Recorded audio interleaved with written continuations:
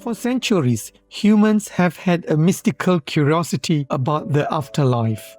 We have many questions and always wonder what is there for us after we leave this physical body and journey beyond death.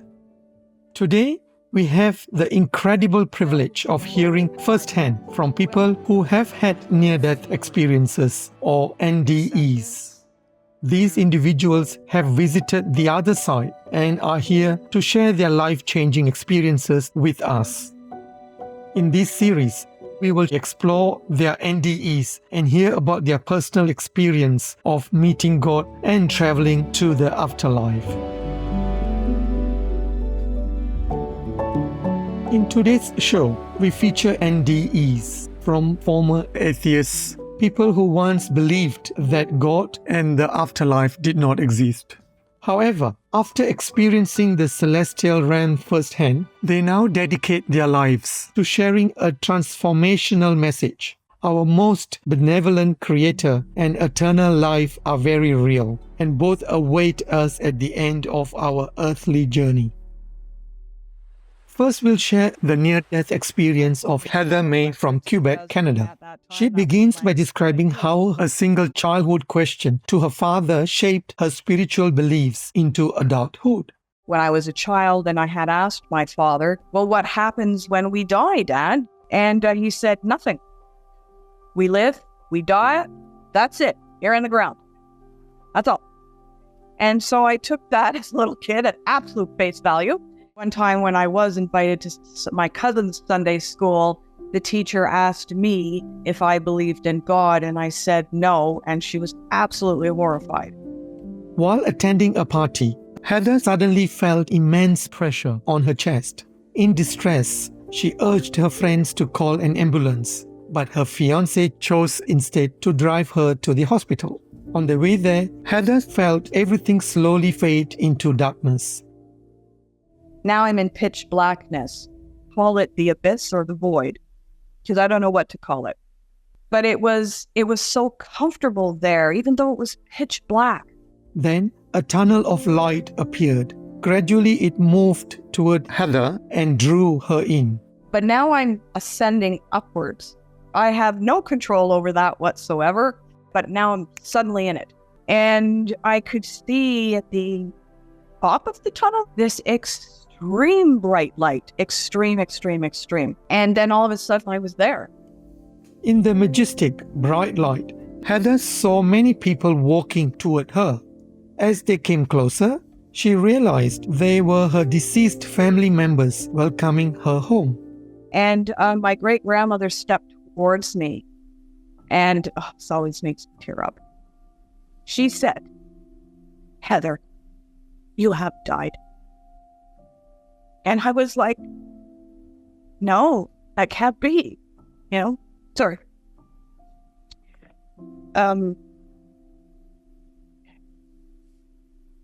She was the one who told me, because I didn't know. That stage was when I started to recognize the light, that incredible light. And it was loving, yes.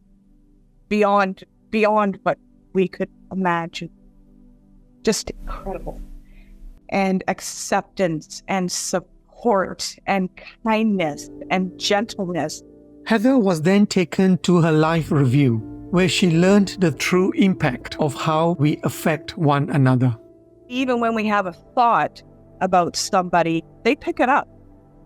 It's subconscious, but they pick it up. And they'll store it, So if you have a really harsh thought about somebody, they pick it up and they bring it into themselves as part of their understanding of themselves. So you never know on how a little bit of kindness to somebody can change their life. Heather was then shown how the karma from her past lives continues to influence the relationships in her present life. And then it went on to my parents and having the understanding that chose my parents. That was my soul family and that we have agreements. They took agreements with me. I took agreements with them before incarnation even actually happened. But I was shown other lifetimes that I had had. One of them was I killed somebody in another lifetime. And I'm being shown that. And then I'm shown the person who we had an agreement we were going to reverse roles, not to the point of death, mind you, but some really traumatic stuff, and I was going to be the receiver. And so it did give me a much better understanding as to why some of the things had occurred. Through her near-death experience, Heather shares the life lessons she brought back from the other side. If we could just have that understanding, how connected we are to one another, and let go of all our false beliefs of one another, and really have that understanding that we are energetically a part of each other at all times. We're all human, period. I think if my wish could be anything, if we could just get to that understanding. Now we will share the NDE of former atheist and scientist Nancy Rhines. As a child growing up on a small farm near Chicago, Illinois, United States, Nancy always felt connected to spirituality. However, when she became a teenager, news reports emerged about pedophile priests in Catholic churches in the Chicago area, which led her to question the existence of God. And that's when I actually began to question my previous viewpoint about, is there a God? Was I just imagining all of that? And so by the time I would say I was 16 or 17, I had pretty much decided that God didn't exist, because if he did exist, how could this happen? Fast forward to January 2014. Nancy was 46 years old, living in Boulder, Colorado, and working as a successful science writer. While riding her bicycle around town, she was struck by an oncoming SUV whose driver was texting on her phone. Nancy slid under the car and was painfully dragged for 60 feet, 18 meters. In the hospital, she was given anesthesia before emergency surgery. Instead of drifting off to sleep, she felt herself becoming more alive than ever before. I woke up, and what I'm looking around at is this beautiful hillside. It's sort of like in a meadow, so there's low grass and flowers all around me. The first thing I noticed was this wave of peace. It felt like I was being hugged. But there was this big moment of feeling acceptance and really just unconditional love coming into me. And it was powerful. And I thought, oh my God, I died. I thought I died. The second thought, now here's my analytical science mind still kicking in. So wait a minute, if I died, what's all this? Because first of all, I don't believe in anything. Second of all, my parents told me that you're going to go to hell because you're an atheist now. Then, in her mind, Nancy asked the question, why am I here? She soon received a reply. The answer came kind of from around me in the atmosphere. And it was the answer of, this is your home. You're a part of me. You're a part of us. Welcome home. When it said that, welcome home, I lost it. Because I remembered. That's when it came back to me. And I knew immediately, oh my God, that life that I had on earth was just an illusion. That thing that I was doing down there on earth was really just a temporary state. Then an ethereal woman appeared before Nancy and told her that she must now learn key lessons to make her earthly life one worth living. She would teach me things about not only this spiritual place I was in, but that everything was based on an energetic structure, not a physical one. Everything you see around you, it's an illusion. The more I thought about it, the more I knew it to be true. Nancy was then shown how intuition should play a role in decision making.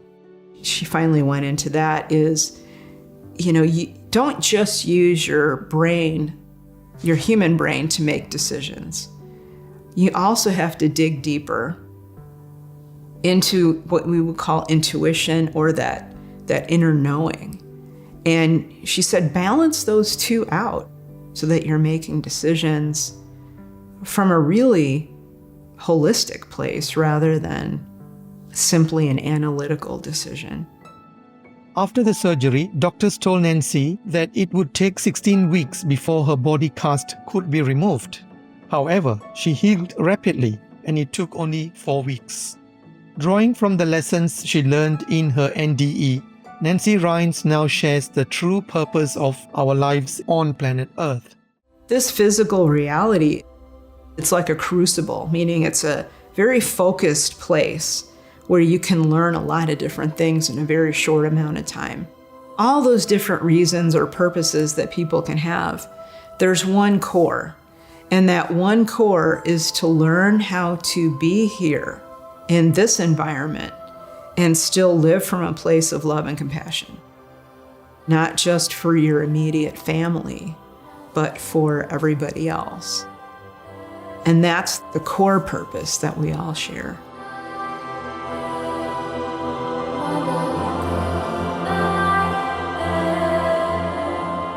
Indeed, as Nancy Rines and Heather May discovered in their near-death experiences, all living beings on our magnificent planet are connected, and we must learn to care for one another as true children of God. Therefore, we kindly ask our audience to put this compassion into action by going vegan, making peace, and doing good deeds to uplift our world. With these simple habits, we each have the power to generate more divine love within ourselves and those around us, helping to transform our planet into a true paradise.